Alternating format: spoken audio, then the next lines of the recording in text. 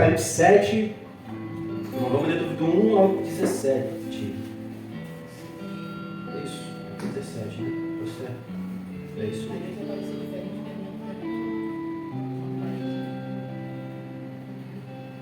Do 1 ao 17 nós vamos estar lendo.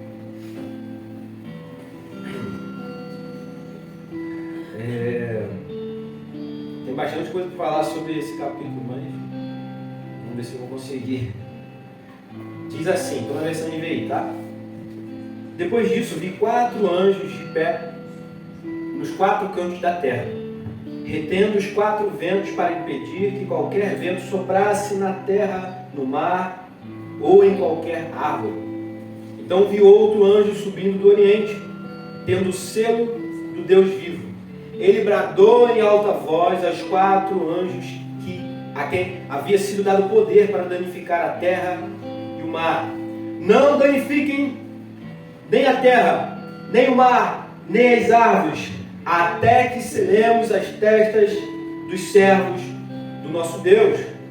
Então ouvi o número dos que foram selados, 144 mil de todas as tribos de Israel. Da tribo de Judá foram selados 12 mil, da tribo de Ruben 12 mil, da tribo de Gade 12 mil, da tribo de Aser 12 mil, da tribo de Naftali 12 mil, da tribo de Manassés 12 mil, da tribo de Simeão 12 mil, da tribo de Levi 12 mil, da tribo de Isacar 12 mil, da tribo de Zebulon 12 mil, da tribo de José 12 mil, da tribo de Benjamim 12 mil.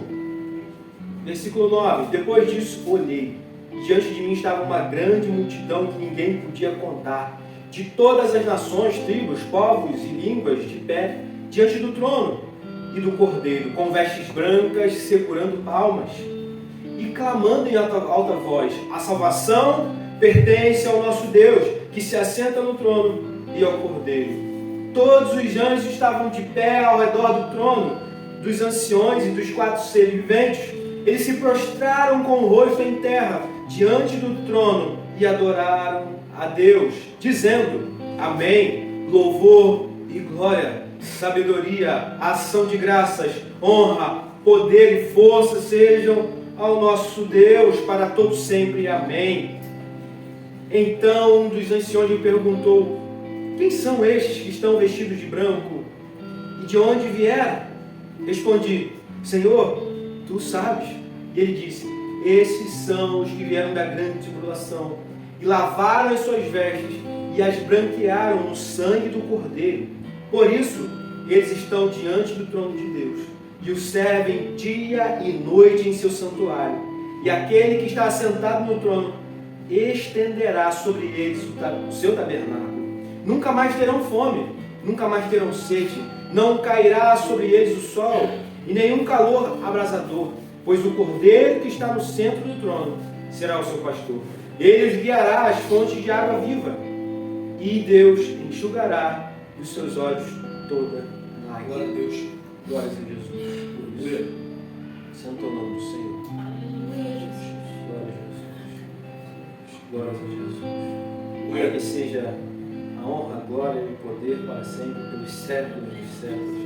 Amém. A Jesus, o Rei da Glória. Glórias a Ele é o Senhor poderoso.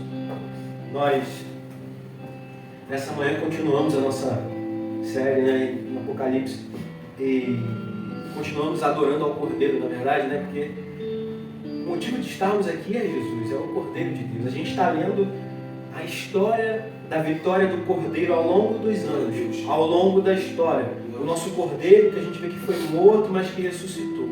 A história toda converge para Ele, tudo que foi feito por meio dele. Aleluia. Né? E sem Ele, nada daquilo que foi feito teria sido feito. Glória, pois, a Ele estava no princípio, né? Aleluia. Com o Pai. E tudo foi feito através dele, por meio dele. Glória, pois, a Ele. Glória, pois, a Ele. Então a gente continua essa nossa série em Apocalipse. Estamos no capítulo 7.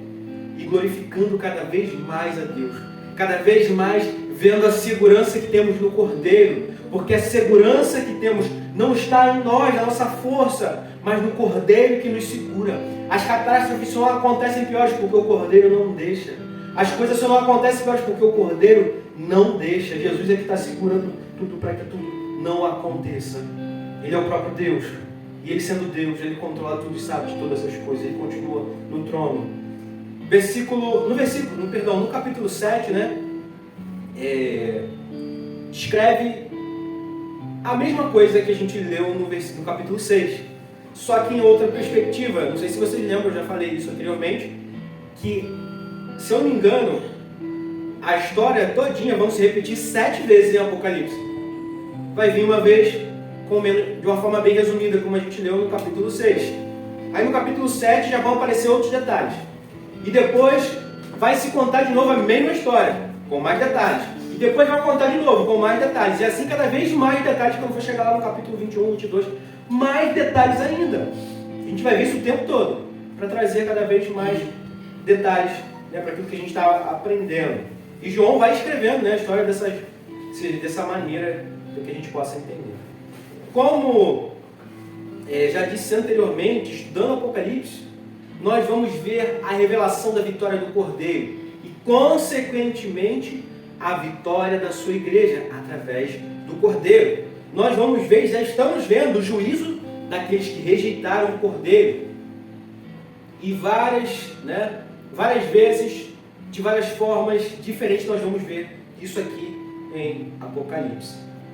Se você já parou, não sei se você já parou para ler Apocalipse alguma vez e já leu, e eu lembro que antigamente eu lendo isso me intrigava, essa questão exatamente que eu estou sendo repetitivo, mas é para que você lembre disso.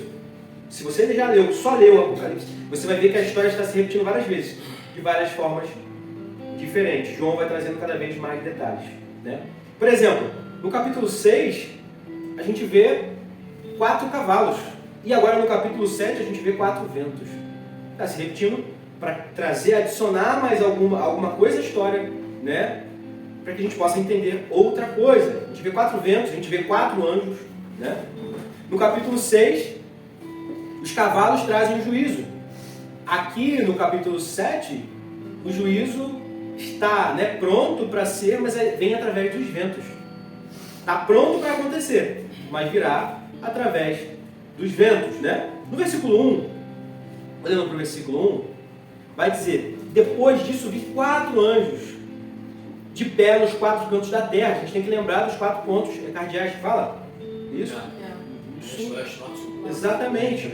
Então isso aqui representa que os 4 anjos vão trazer juízo, vão trazer destruição sobre toda a terra. É isso que representa aqui, ou seja, os 4 cantos da terra, né? Aí vai dizer que, né, vi retendo os 4 ventos, esses 4 anjos, para impedir que qualquer vento soprasse na terra, no mar ou em qualquer árvore. Ou seja, isso aí não vai acontecer quando as pessoas falarem, quando as pessoas acharem que está acontecendo. Isso vai acontecer quando Deus liberar isso. E eles estão retendo até o momento certo, o momento, né, de que Deus mande essas coisas acontecerem, né? Controle divino sobre os cavaleiros, a gente viu que a gente viu no capítulo 6, é o mesmo controle divino sobre os ventos e sobre os anjos. Deus é que controla isso, Ele é que vai liberar isso. Você percebe no capítulo 6 que Ele vai abrindo os selos, ou seja, vai liberando. E vai aparecendo os cavaleiros, não é isso? Aqui, Ele vai falar sobre a mesma coisa e vai dizer que está sendo segurado isso. E a gente vai ver por que isso está sendo segurado, né? Por que está sendo segurado? E aí, a gente percebe o seguinte: se está sendo segurado, existem motivos, né? E a gente vai ver os motivos depois no versículo 2 e 3. Eu sei de uma coisa: a igreja de Cristo é indestrutível. A igreja de Cristo. A igreja de Cristo é indestrutível. Glórias a Jesus. E a gente vai ver isso, a gente vai glorificar cada vez mais a Cristo, isso lendo isso hoje. Vamos ler no versículo 2 e 3, para a gente entender melhor sobre isso que eu estou falando aqui. Que eu estou ansioso, estou acabando adiantando algumas coisas que estão nos próximos versículos. Versículo 2 diz: então vi outro anjo subindo do Oriente. Então já vimos 5 anjos, não é isso? 4 estão lá sobre os 4 cantos da terra lá. E agora tem outro subindo do Oriente, tendo o selo do Deus vivo, sendo Deus dos seus vivos. Ele bradou em alta voz aos 4 anjos, a quem havia sido dado poder para danificar a terra e o mar. E o que ele bradou? não danifiquem nem a terra, nem o mar, nem as aves, até que selemos as testas dos servos do nosso Deus. Olha só como é que Deus, Cristo, o Cordeiro, enfim, protege a sua igreja. Ele fala, ó, não comece a destruição enquanto eu não selei todos os meus salvos. Até mesmo pensando no número de salvos, Deus já sabe quem vão ser o número de salvos. Ele falou, só vai haver a destruição quando acabar o número de salvos. Eu ainda não selei a todos. Então, anjos, calma. A destruição vai vir. Mas calma. Percebem uma coisa? Que a destruição que a gente vê aqui, o juízo, vem da parte dos demônios ou dos anjos ou vem da parte de Deus? De Deus. Não sei se vocês já pararam para pensar, muitas pessoas vão falar sobre o diabo o tempo todo, como se o diabo fosse trazer juízo, como se fosse ele que, né, decide as coisas. Não, Deus colocou anjos. E esses anjos é que vão trazer o juízo de Deus. Só que preste atenção numa coisa. Para a gente, para a igreja, para quem vai ser selado, para quem foi selado por Deus, a destruição não virá sobre nós. Você vê que fala, só vai vir destruição depois que tiverem selado todos os salvos. A gente já aprendeu, inclusive lá em Efésios, que o selo que Deus coloca nos seus salvos é o quê? O Espírito Santo. Ele diz que ele selou aqueles que são propriedade deles. E vai dizer lá em Efésios que é a garantia do resgate. Aqueles que ele selou com o Espírito Santo, todos esses ele vai resgatar. Então você percebe, né? Se você pensar bem, poxa, eu acredito que eu sou salvo. Você não vai ver, né? A gente vai ler aqui depois aqui que o selo vai ser colocado na testa. Você vai procurar na sua testa e não tem. Mas a gente sabe que o selo de Deus é o Espírito Santo, é espiritual. É em nós. Para a glória do nome de Deus. Deus vê. E ele sabe quem ele selou porque foi ele mesmo que selou. Não é isso? Olhando aqui para os versículos 2 e 3, o que acontece? Nós continuamos com a certeza de que a igreja é indestrutível. Sim, ela é indestrutível. Mas não é pela sua força, não é indestrutível pelo seu nível teológico, pela sua inteligência, pelo seu dinheiro, pelas suas obras, e sim por causa do que Cristo fez por ela na cruz do Calvário. E olhando para essa destruição dos quatro cantos da terra, a gente vê que se não houvesse selo, virá destruição. Aí o que faz? Deus manda o outro anjo, o quinto anjo. Calma aí, Deus ainda vai selar. Tem mais gente ainda para ser selada. A destruição só virá depois que mais essas outras pessoas forem seladas. Porque como Deus vai prometer que vai salvar a igreja dele, ele não vai proteger a igreja dele. Ele mesmo protege com o selo. Olhando lá para que a gente vê lá no Egito, né, a morte ali dos primogênitos lá no Egito. Gente, Deus fala que vai enviar o anjo da morte. Deus, o próprio Deus que fala. Ele não fala, vou enviar o diabo, não, vou enviar o anjo da morte. Ele não fala que vai enviar demônio, nada disso. Né? E lá também tem um selo que ele coloca para que o anjo da morte não entre nessas casas. Qual é esse selo que é dado, essa estratégia para Moisés lá? O sangue, né, do cordeiro que foi morto nas portas. Você vê que a gente olhando até para a analogia lá no Antigo Testamento, fala sobre selo que protege. E o selo que protegeu lá, a marca, olhando, vamos pensar em marca, foi o sangue do cordeiro que protegeu, né, os primogênitos lá, daqueles que creram nisso, daqueles que creram no cordeiro, daqueles que creram no sacrifício do cordeiro, daqueles que creram naquela palavra que Deus deu a Moisés e Moisés pregou. Sempre foi pela fé. Eles creram. E por que eles creram? Né, colocaram o sangue ali daquele cordeiro que foi morto nos umbrais das portas. Né? E a gente vê isso. E é o selo, a marca. E Deus é que faz isso. Né? No Novo Testamento, nós vemos Paulo, como eu já até falei aqui, eu me adiantei ansiosamente, né? No Novo Testamento, Paulo falando lá em Efésios que o selo, como garantia, que são as propriedades de Deus, é o Espírito Santo, né? Capítulo 1 de Efésios, versículo 13, diz assim: nele, quando vocês ouviram e creram na palavra da verdade, o evangelho que os salvou, vocês foram selados com o Espírito Santo da promessa. O selo é algo espiritual. A gente precisa lembrar que o único que precisa ver esse selo foi quem colocou o selo em você. E é o próprio Deus. Glória a Deus. Ele é que precisa ver o selo. Não precisa ser algo aparente de colocar algo aqui na nossa testa, como a gente vai ler aqui. Né? João está falando de algo que ele está vendo para poder tentar trazer uma explicação para a gente. Né? E eu faço uma pergunta também para você e para mim. Não precisa responder, eu vou responder para você mesmo.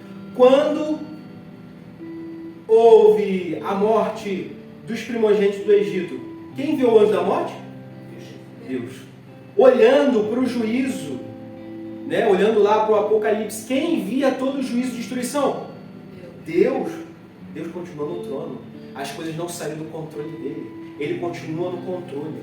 Ele é tão santo que ele vai trazer juízo sobre o pecado, sobre aqueles que não querem o Cordeiro, que não querem o sangue do Cordeiro. Infelizmente, para essas pessoas, o dia da vinda do Senhor será um terror. No capítulo 6 a gente viu os reis da terra, enfim, todos tentando se esconder. Vai dizer que eles clamando que os montes tapassem ele, cobrissem eles, porque estava vindo o Deus, o Cordeiro, estava vindo o juízo de Deus sobre toda a terra. Gente, para quem não tem Cristo, o dia da vinda do Senhor será um terror. João mostra isso, eles, né, totalmente, que palavra eu vou usar ainda agora? Eu esqueci agora. Não seria com medo, mas é outra palavra agora. Temor. Não é temor. Terror, né? Terror, você falou. Terror. Temor. Terror a ponto de que os montes fiquem em cima de nós, que nos cubram da glória do juízo de Deus. Olha o terror para quem não tiver Cristo. Olha o terror para quem não tiver a marca de Cristo.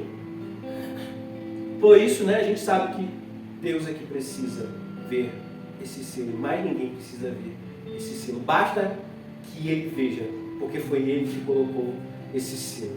Versículo 4, a gente vai ler logo até o 8, para dar uma explicação bem grande aqui, mas já é tranquilo a gente ler.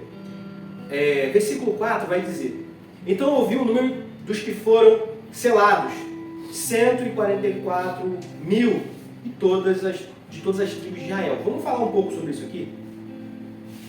Aí a gente, do 5 ao 8, a gente nem precisa ler, que a gente já leu ali sobre que 12 mil, né, de cada tribo foram separados, não é isso? Foram selados. Mas o que mais é importante aqui é falar sobre esses 144 mil aqui, né?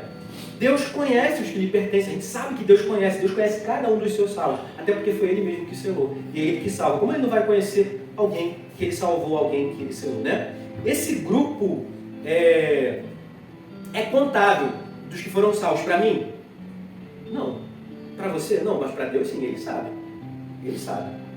Esse número não é um número, né, que Deus fala, só 144 mil coisas salvas. Não é isso, é um número metafórico, uma metáfora, uma comparação, né, para falar sobre muita gente que vai ser salva, porque não tem como contar. Senão o próprio livro de Apocalipse vai estar se contradizendo, que vai falar sobre uma multidão, e multidões que não tem uma quantidade certa que a gente consiga contar, ou que o próprio João que está vendo ali consiga contar, né?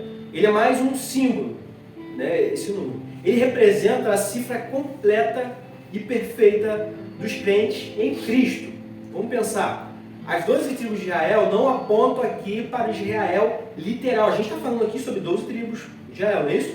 Mas não necessariamente aponta para as 12 tribos de Israel literalmente. Mas as 12 tribos de Israel verdadeira, ou seja, a Israel espiritual, ou seja, olhando para nós hoje, a igreja de Cristo. Sem Cristo, quem que era a igreja de Cristo? Israel de Deus. Tinha até uma igrejinha aqui, né, que foi lá para baixo, era Israel de Deus, não é isso?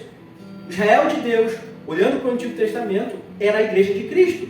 Depois de Cristo, Israel de Deus é a igreja de Cristo. Israel, né, é formado por toda a igreja, e toda a igreja não é só as 12 tribos de Israel, ou só os descendentes ali de Abraão. Não é.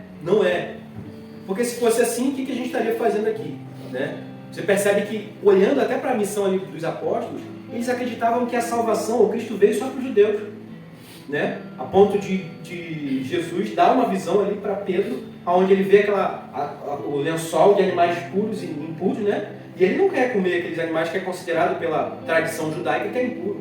E ele fala, aí Jesus fala para ele, não, come. Como você vai dizer que é impuro aquilo que eu santifiquei? E na verdade a comparação é que ele não queria pregar para os gentios. Pedro só queria pregar para os judeus. E Deus está falando, não, a minha salvação é para os gentios também. Ou seja, prega para eles. Você vai ver isso lá no livro de Atos dos Apóstolos, Pedro entendendo isso, né? Na prática, quando ele vai na casa de Cornélio. E ele vai pregar ali o evangelho na casa de Cornélio, um gentil. E quando ele está pregando a palavra, o Espírito Santo vem, batiza, enche, faz morar naquelas pessoas, aquelas pessoas se convertem, vai dizer que eles falam em línguas e profetizam no mesmo momento. E os judeus vendo aquilo, todos os judeus que estavam junto com Pedro, né? como podemos negar a água, ou seja, o batismo, né, nas águas ali, para esses, se até o dom do Espírito Santo foi dado para eles? Glória a Deus. Pedro entende ali, peraí, a salvação é para todos, não é só para os judeus. Não é só para os judeus. Então, olhando aqui para essa igreja, o Israel de Deus hoje são todos os povos, de todas as línguas, de todas as nações. A gente vai ir lendo isso e vai aprendendo. Eu sei que às vezes eu fico um pouco ansioso, querendo falar de coisas que eu já li, mas não tem que ir devagar.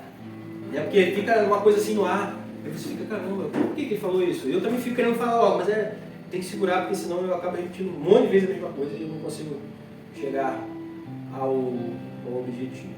Né? Mas vamos lá. Então, assim, toda a igreja de Cristo é selada, está segura. Interessante a gente olhar para João 10. Lá em João 10, versículo 28 e 29, Jesus vai falar que aqueles que pertencem a Ele, que o Pai dele vai dizer que ele não perdeu nenhum. E vai dizer que estão todos dentro das mãos dele. Ele vai falar, e eu e o Pai somos um. Quem está dentro das minhas mãos está dentro das mãos do Pai. Ninguém pode arrancar, ninguém pode tocar. Tem até um podcast que eu assisto, do Bibotal, e eles fizeram uma ilustração sobre isso. Aí mostra uma mão gigante, assim, e as ovelhinhas tudo dentro da mão. Sempre quando eu lembro dessa situação, que ninguém pode tocar, ninguém pode arrancar, a gente está ali como ovelhinhas dentro de uma mão gigante, dentro da mão de Deus, dentro da mão de Cristo ali, e ninguém pode arrancar. Jesus fala, Pai, todos aqueles que você me deu, eu não perdi nenhum deles. Você, se você foi dado a Cristo por Deus, Ele não vai te perder.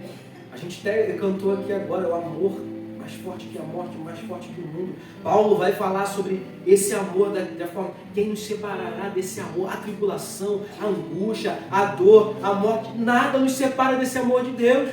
Por isso que dá vontade de ficar cantando sobre isso aqui, mó tempão direto, como até o Alex falou. Se deixar, a gente vai ficar cantando direto, porque é maravilhoso. Lembrar disso é maravilhoso. Saber que o que nos protege é o amor de Deus, é o amor que está em Cristo Jesus. Isso é maravilhoso. Você olha, caramba, se for para olhar para minhas dificuldades, para os meus pecados, para as minhas imperfeições, eu estou perdido. Mas não é isso que me segura, é o amor de Deus que veio através de Cristo Jesus, que me segura nele mesmo. Isso é maravilhoso, pensar nisso é maravilhoso. Não tem como não glorificar a Deus lembrando dessas coisas. Não tem como, a glória é para Deus, não é para o homem.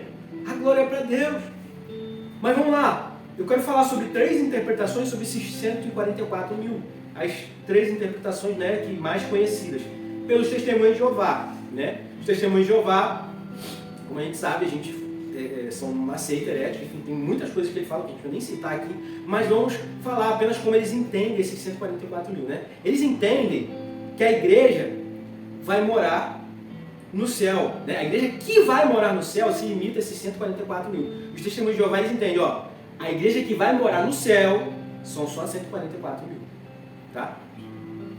Mas, isso aí para mim é novidade, porque eu lembro, eu já conheci isso, que eles falavam, os únicos que vão ser salvos 144 mil, e ainda falam que, um amigo meu que era do Testemunho de Jeová, pelo menos o que ele falou para mim, era que, inclusive, só os homens, nada de mulheres, né? Só homens. Mas, olha só, lembra do folhetozinho que eles distribuem, que mostra uma terra? Só que eles falam que os outros, que não são a igreja, vai morar na terra. A igreja de Cristo vai ser só os 144 mil que vai morar com ele no céu. E os outros vão ser salvos também. Só que vai ser na terra. Não vai ter o privilégio de morar no céu com Jesus. É isso que eles falam. Então essa é uma interpretação, né, que os testemunhos de Jeová falam. Tá? Tem outra interpretação, né? Outra interpretação também muito conhecida, só que é uma interpretação mais recente. E isso veio lá, não sei se é 1910, eu acabei não anotando aqui, mas eu acho que é 1910. Inclusive vem através da Bíblia do Scofield. Scofield foi um teólogo dessa época, novo, né, um teólogo recente, vamos dizer, que criou essa interpretação. O que ele diz? 144 mil se refere-se aos judeus que se converterão depois do arrebatamento e antes do milênio, né? E vai dizer que esses judeus aguardarão Jesus Cristo, né, o seu rei, em sua segunda vinda, quando destruirá o anticristo. Então essa é uma visão, na verdade, que eu aprendi nessa visão aqui.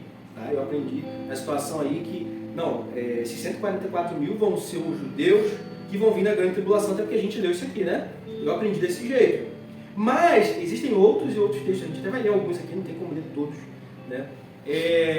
Provando que isso não está correto, essa interpretação não está correta. Até mesmo olhando pelo tempo que existe essa interpretação, não tem 100 e poucos anos isso, né? daí que veio essa linha que eu olhei, não, esses 144 mil são os judeus, né? Deus vai separar um tempo ali para os judeus, quando a igreja for arrebatada antes da grande tribulação. E aí, nessa grande tribulação, esses vão se converter ali, esses judeus, né?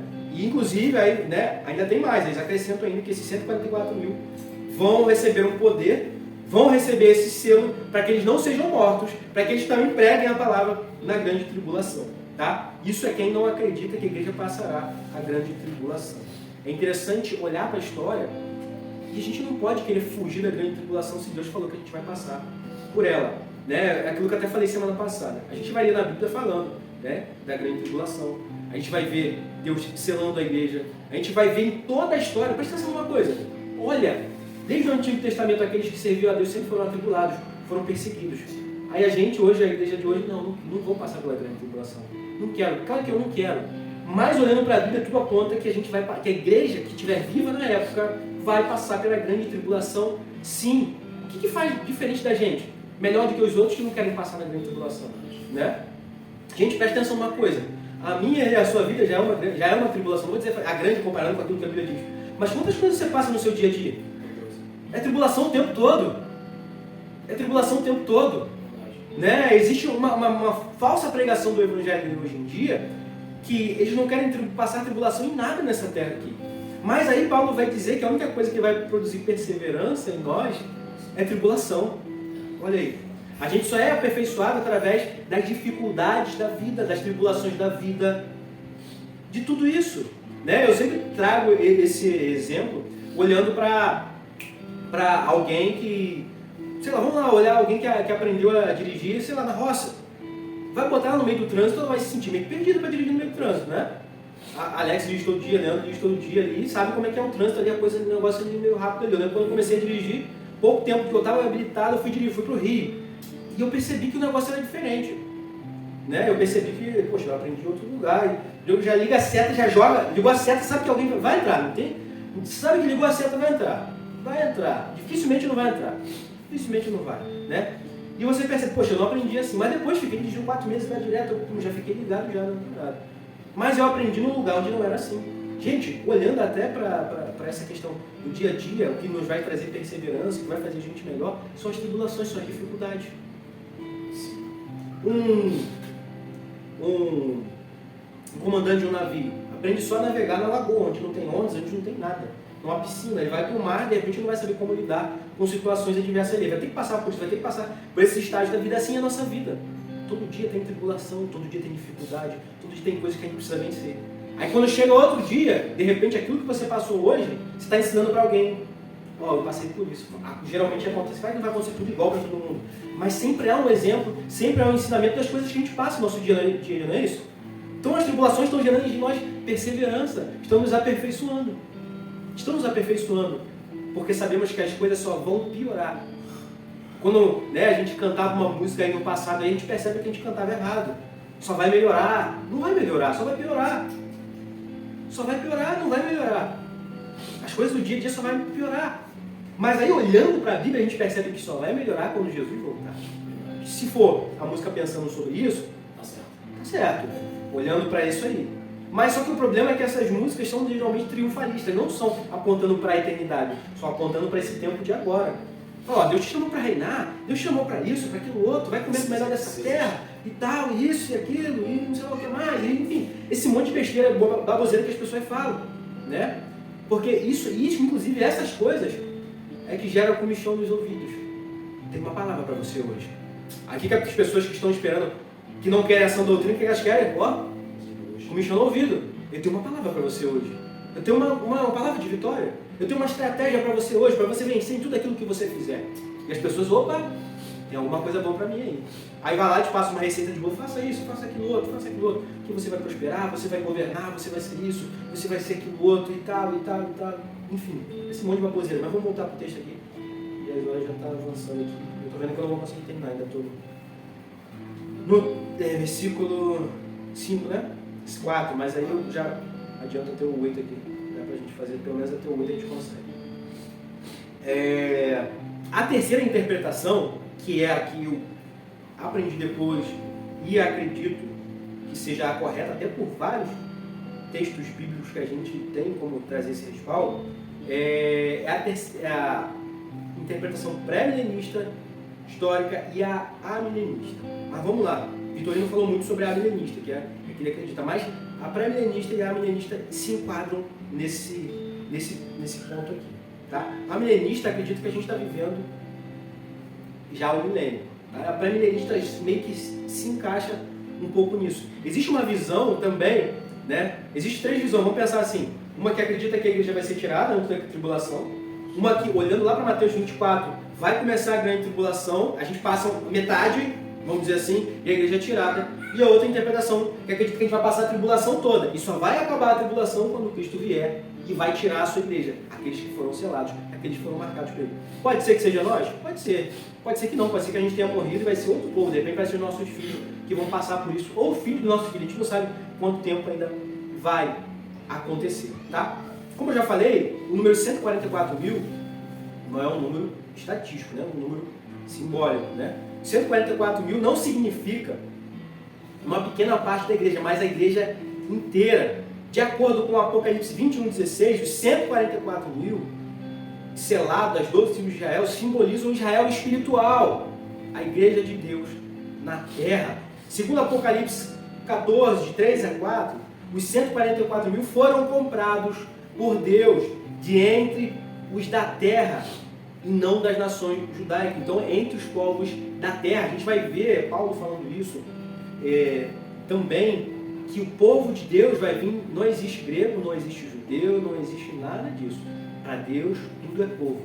Para ser judeu de verdade, né? Olhando para aquilo que Paulo fala, a gente aprendeu isso em Romanos, é simplesmente quem foi circuncidado na carne?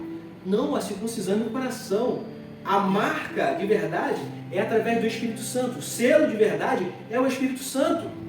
Essa é a marca do judeu de verdade. Judeu de verdade olhando para a igreja de verdade, para os servos de Deus de verdade, para a igreja do Senhor, para o Israel de Deus. Ele fala, judeu não é simplesmente quem se circuncidou na carne, mas quem teve o coração circuncidado pelo Espírito Santo, quem foi selado pelo Espírito Santo. Aí está a igreja do Senhor. Assim, João queria dizer que as 12 tribos de Israel não são o Israel literal, mas o Israel verdadeiro. Aí, outra coisa que a gente vai lembrar, quando Paulo está dando essa comparação de Abraão, lá em Romanos, ele vai dizer, e vai trazer Abraão como o pai da fé, e ele fala, ó, quem é descendente de Abraão, não é quem tem o sangue de Abraão, quem tem o sobrenome de Abraão, ou quem foi circuncidado como Abraão. Ele vai dizer quem teve a fé, como Abraão teve na fé, no Deus que falou com ele. É quem crê em Deus. Esse é a descendência de Abraão. Glória a Deus. Quando Abraão, vamos pensar, quando Abraão, né, Deus fala para ele olhar para as estrelas, ele consegue contar quantas estrelas? Quando ele olha para a areia, ele consegue contar? E Deus vai falar que a descendência dele vai ser assim. E a descendência dele é a igreja de Cristo. Não é 144 mil, entenderam? Não é 144 mil. A igreja de Deus é incontável aos nossos olhos. Para Deus é contável, porque foi Ele que criou tudo e Ele sabe. Mas Deus pergunta a Abraão, consegue contar, Abraão? Em outras palavras, não. Consegue contar ele? Não. Assim vai ser a sua descendência. Só que é a descendência daqueles que creem em Deus. E aí sim, nosso pai é Abraão também. Pai da fé. Abraão creu. E isso lhe foi imputado por justiça. Ou seja, Abraão creu e por isso ele foi salvo. Fala, não, Abraão de repente, tem gente que vai falar isso. Recebeu a lei de Deus lá de uma forma, Deus de uma forma fechou uma porta lá, deu a lei para Abraão, Abraão obedeceu a lei e ele foi salvo. Não, não foi salvo. Vai dizer, a gente leu em Hebreus, inclusive a gente vai ler, se você já leu na revista, eu não lembro, mas a gente vai ler o que ele foi imputado por justiça em Gálatas também, foi porque Abraão creu. Foi porque ele creu. Não tinha lei, a lei foi dada depois, muito tempo depois, a Moisés. Tá? A igreja é o Israel de Deus verdadeiro. É a igreja. O Novo Testamento considera a igreja o verdadeiro Israel espiritual. Isso a gente leu lá em Romanos 6, 16, Romanos 9. Esse esboço aí, se vocês quiserem, eu mando para vocês depois. Até eu já mandei no grupo lá do Alex, depois eu mandei, já está até o esboço lá, tem feito isso direto. Tá. Quem é de Cristo é descendente de Abraão. Simples assim. Abraão é o pai de todos os que creem, circuncidados ou não. Na verdade, a circuncisão é no coração, como Paulo vai falar. Né? aqueles que foram selados pelo Espírito Santo também a gente traz essa comparação. O verdadeiro judeu não é quem é descendente físico de Abraão, né? Tá vendo como eu estou sendo repetitivo? Eu falei antes de ler o esboço. Mas sim descendente espiritual. Nós que adoramos a Deus no Espírito e glorificamos a Cristo. Esses são, né, a igreja de Cristo. Os que adoram a Deus em Espírito e verdade. Em Esmina, tem pouco tempo que a gente estudou sobre a igreja de Esmina. Haviam judeus físicos na sinagoga, que eram chamados de sinagoga de quê? Satanás. Está lá em Apocalipse 2:9. Eram judeus de fato, né, circuncidados, da descendência, mas não eram judeus, não eram Israel, não eram igreja espiritual de Deus. Não eram. Por isso, né, que Deus os chama de sinagoga de Satanás. Gente, a gente vai ler isso em João, no capítulo 6, se eu não me engano. Né? Os judeus ali querendo questionar Jesus sobre a série de coisas ali, quem era ele, enfim. E Jesus vai falar para eles, olha, não, o pai de vocês não é Abraão, não é Moisés, nem Deus, é o diabo. Porque vocês estão seguindo os desejos dele, estão fazendo a vontade dele. Palavra dura que Jesus fala para os judeus, mas é porque Jesus estava mostrando que não era o simples fato de dizer que é, mas tem que ser. Não é o fato de dizer, eu sou crente, eu sirvo a Jesus, não basta você dizer, basta você ser. De fato, Deus sabe quem nós somos. Né? Olhando para a igreja, para essas 7 igrejas lá da Ásia, a gente vai ver Jesus mostrando que ele conhecia cada uma das igrejas, cada pessoa, cada erro, cada acerto. Quando era para elogiar, ele elogiava. Quando era para corrigir, para ensinar, para chamar o arrependimento, ele chamava. Mas ele continuou chamando de igreja. Não é porque a gente é igreja que a gente não tem que se arrepender. Não é porque a gente é selado por Deus, que a gente é salvo por Deus, que a gente não precisa consertar a nossa vida. A gente precisa consertar. E os selados aqui vão ver mais ainda. A gente vai ver até na palavra do Senhor que aqueles que são santos vão querer se santificar mais. E aqueles que são sujos vão querer se sujar mais. Ou seja, a igreja de Cristo, que foi selada, que foi santificada por Ele, sabe que precisa se santificar mais ainda. Sabe que precisa estar mais próximo de Deus mais ainda. A igreja é a Nova Jerusalém, o povo de Deus. Concluímos que a igreja o verdadeiro, né, Israel espiritual, a igreja afirmando, a igreja verdadeira é o verdadeiro Israel espiritual. Por isso, esta interpretação é a que melhor faz jus ao sentido do texto. Mostra o relacionamento que há entre essas multidões. Elas são constituídas das mesmas pessoas, aquelas que foram seladas e guardadas por Deus. Essa é a igreja de Deus, a igreja de Cristo. Tá? Eu não sei quanto tempo tem que eu estou falando, gente. Não sei se que hora eu comecei, mas eu acho que melhor encerrar.